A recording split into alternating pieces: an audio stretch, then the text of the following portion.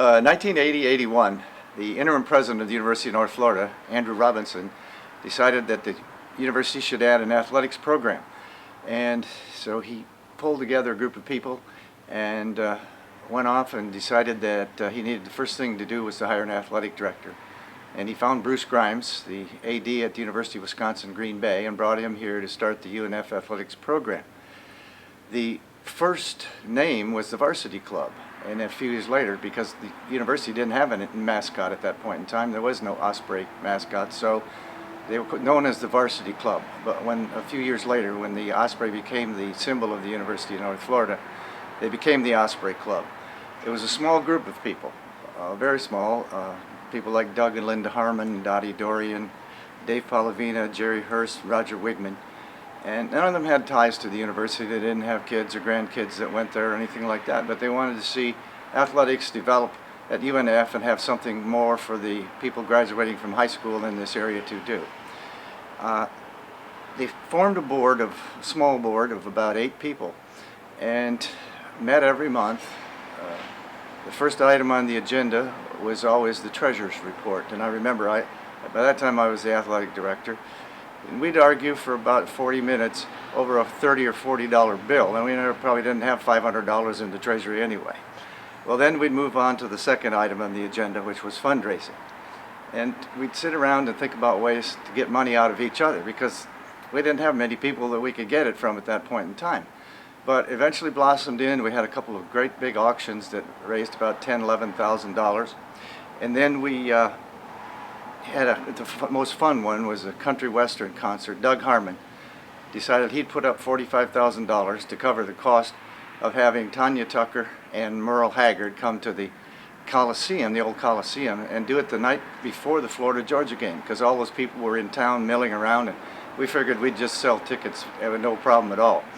Well, that night came, and we'd probably sold about 200 tickets, and we had the whole Coliseum. And so it ended up, we all had a good time. We had a great concert, and Doug lost about $45,000. But he didn't care. That was okay.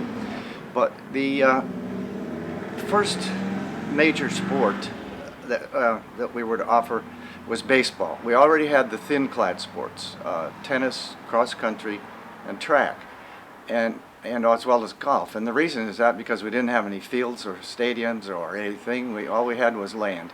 So you could run cross country through the woods, and you could play golf on somebody else's golf course. And so those were the early sports. And then the decision came, we need to move into major sports. And the first major sport was to be baseball.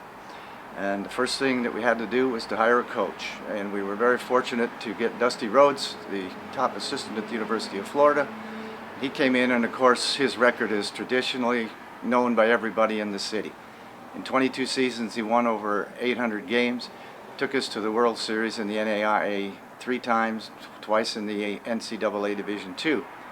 And then to his credit, he was willing to sacrifice the last 5 years of his career because he felt we should go Division I. And to go Division I, you had to have 5 years where you were on probation, for lack of a better term. You couldn't compete in postseason play. But he was willing to do that because he believed so strongly.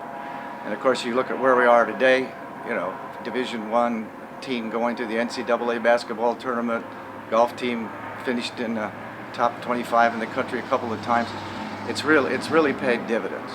So the first major project for fundraising for the Osprey Club was to build 6 new tennis courts, because we only had 6 that were just for the intramurals.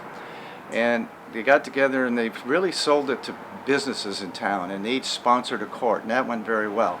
But then when we added baseball, we had to have a major fundraising project. And that was one that took a very short period of time, if you look at it, because we already had Dusty on board and we were getting ready to go.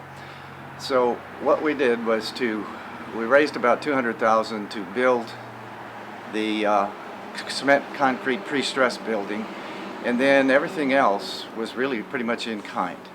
And Dusty and I would get in the car, and everybody would, anytime they talked to anybody, bought lumber, bought cement, whatever it was, they'd try to get them to donate to the Osprey Club project at the baseball field.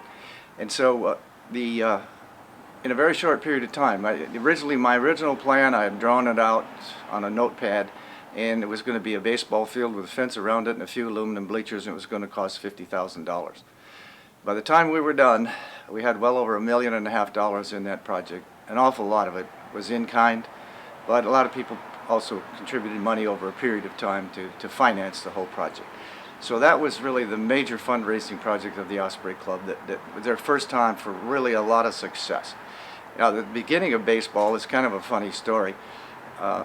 Kurt McRae by then was the president, and so the Osprey group, 4 or 5 were, same 4 or 5, were anxious to get that going. And so President McRae, we set up a meeting at the, had dinner at the Vinnie's restaurant on Monument Road.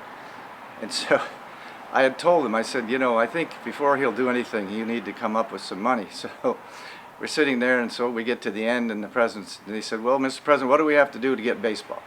He said, raise $50,000 and you got it.